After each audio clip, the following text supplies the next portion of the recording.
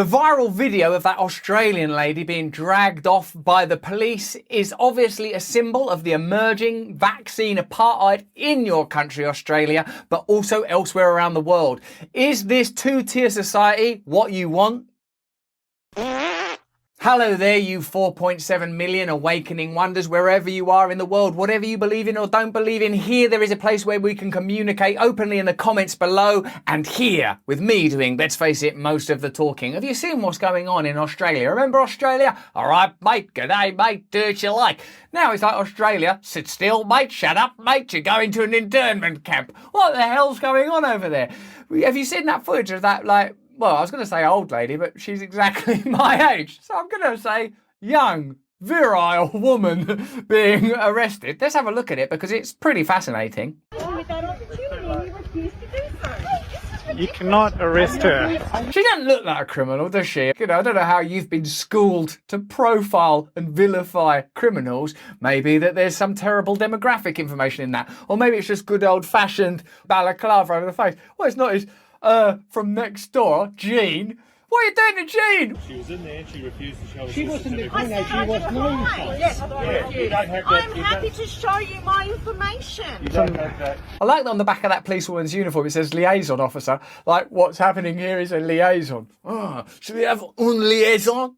Bonjour. Right, get in the back of the fucking van! That's What are you doing? What are you pulling that back away? leave her alone. A 46-year-old woman, young, was arrested by 5 police officers in Queensland, Australia for failing to show her vaccine passport. The owner said that the business had been fully compliant with the state and federal public health directives. He said it was the first time Rebecca had visited the establishment.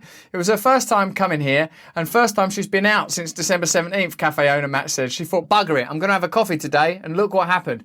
That's more the Australia that I recognise. Bugger it, I'm going to have a coffee. Not this madness that we're seeing on the screens. Also, this is a person who's evidently taken the lockdowns pretty seriously. She's not been out of the house for a fortnight. Oh, today, maybe I will venture outside. Probably it's not so bad as everybody says. Australia, after all, still a free country, and our police force, they work for us after all. Maybe I'll even stop for a hot beverage and enjoy a bit of time talking to my fellow Australians. I'm gonna fucking liaise on you! Get in the back of the van! What is the civil Leave her right alone. in that case? Leave her alone. Also, that police van's like hermetically sealed. It looks like you've only got a certain amount of air in there. Don't breathe too hard in there either. You've only got 10 lungfuls. I hope you guys are happy with yourselves. Yes. That is the whole money. If you're finding yourself justifying that, you've been propagandized, because there's some things where you can just sort of tell from your initial feeling, no, that's not right. Like just your initial feeling of seeing that woman being handled so aggressively. Sometimes you see images of police brutality and you're like, oh no, but that person was that and they were carrying this and they done it. No, I don't know, man. That don't feel right. Can't you sort of see that in pursuit of a particular goal, you have transgressed against the principle under which you are purporting to operate? Because the whole idea surely is human life is sacred. And because human life is so sacred, any measures we must take are necessary. But if that ends with, get in the fucking van, then it's like, well, I thought we were doing this because human life is sacred. Then if you take that off, then it's like, well, what other objectives and what other agenda could it be? I'm not saying engage with conspiracy theory. I'm saying this sanctity of human life argument that you're advancing doesn't seem to hold up in light of the behaviour we're witnessing. Why is she under arrest? Why is she under arrest? I've tried negotiating with a police officer at the point where you're actually a bit in the van, and at that point, it's definitely over. Are you waiting? Yeah, you pay my tax, you pay my wages, of course we do, yeah. Yeah, you pay my wages. I heard that last time we were throwing an old lady back in the van. I'm happy to provide my name and address. Yeah, that would seem like enough at this point. Name and address, pop round later, have a bit of a chat. I mean, she don't seem like a serious threat to society. I mean, it was hard enough. Do you remember when what used to be mobilised against us were fear of religious or racial differences in order to stoke hatreds and suspicions around potential terror in the good old days of 10, 15, 20 years ago? At least then there was an onslaught of bigotry and conditioning that had gone on for a generation to prepare you for the prejudicial view they were inviting you to undertake. But now it's like, right, You know little old ladies? What, like me mum and me nan? She was a terrorist. You cannot arrest her. You can't arrest me. Officers attended a Urangan cafe on January the 12th to ensure the business and its patrons were complying with the current Chief Health Officer's public health directions. The bureaucratic language, the technocratic ease, the way that we're being prepared for a kind of new reality. Hello, I'm the Chief Health Officer, and in order to protect your health, we're going to hustle you quite aggressively into the back of the van. But that's bad for my health. Don't question the Chief Health Officer.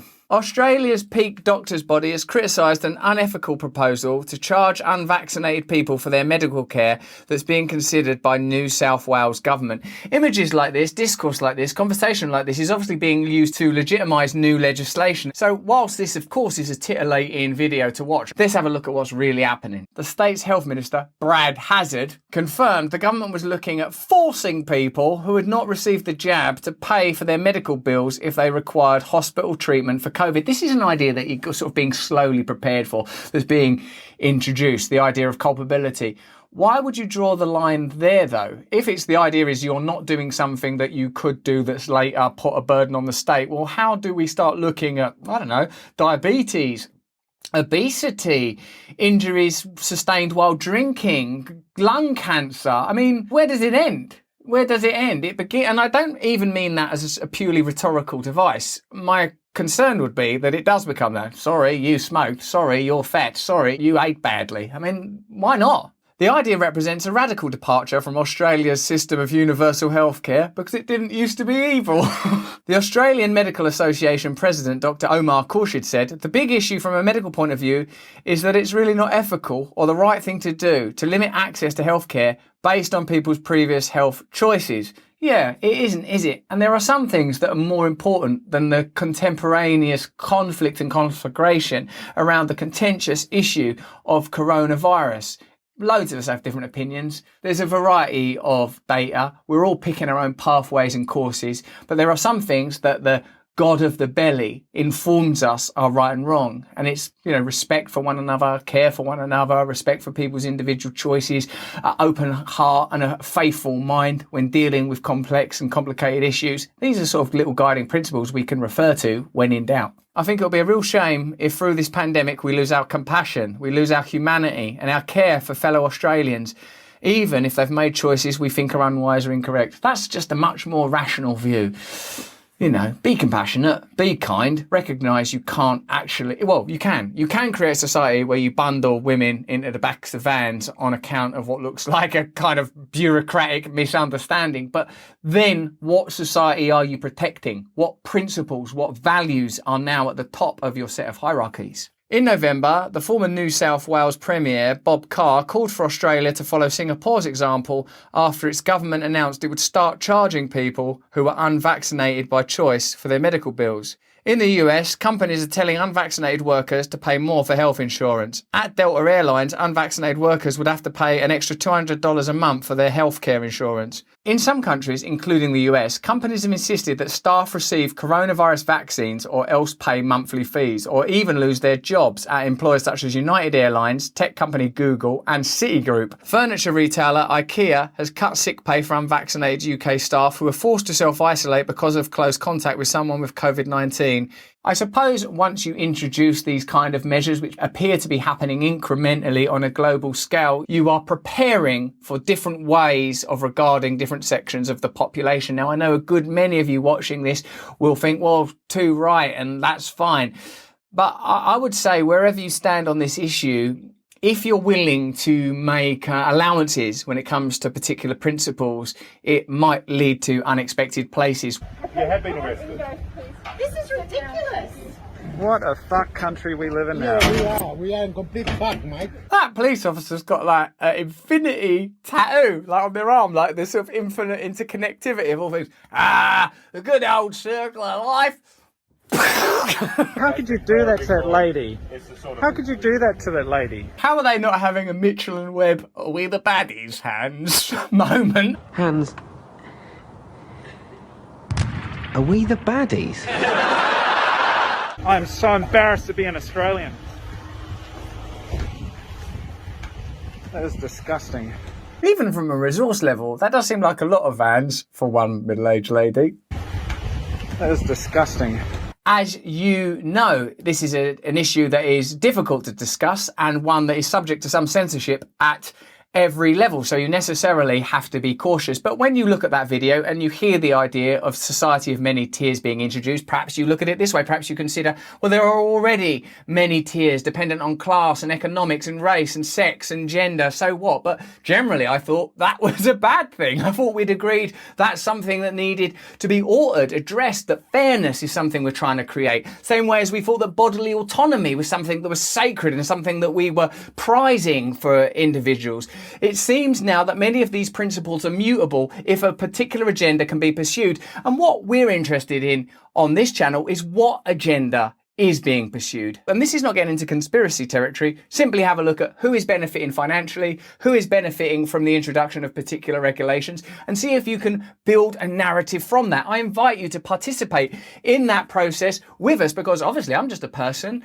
I don't know what's going on. I don't know what's best for me. I make mistakes every single day. Now, I certainly don't know what's best for you, but together I do believe that we can discover truth, real and objective truth, and make a difference. But it will require that we are open and compassionate to people that have different perspectives from us. That will be a requirement. But that's just what I think. Let me know what you think in the comments below. Give this video a like, pass it around, get people talking about this stuff. It's only through conversation we're ever gonna change the world. If you enjoyed this video, please have a look at this one, similar themes, and please have a look at Awakening, my side channel. If you want to join my mailing list, please do so here. It's just one click away and you'll know everything I'm up to this year. Festivals, live events, things that, unless you're Australian, you might be able to attend. Please, most of all though, stay free.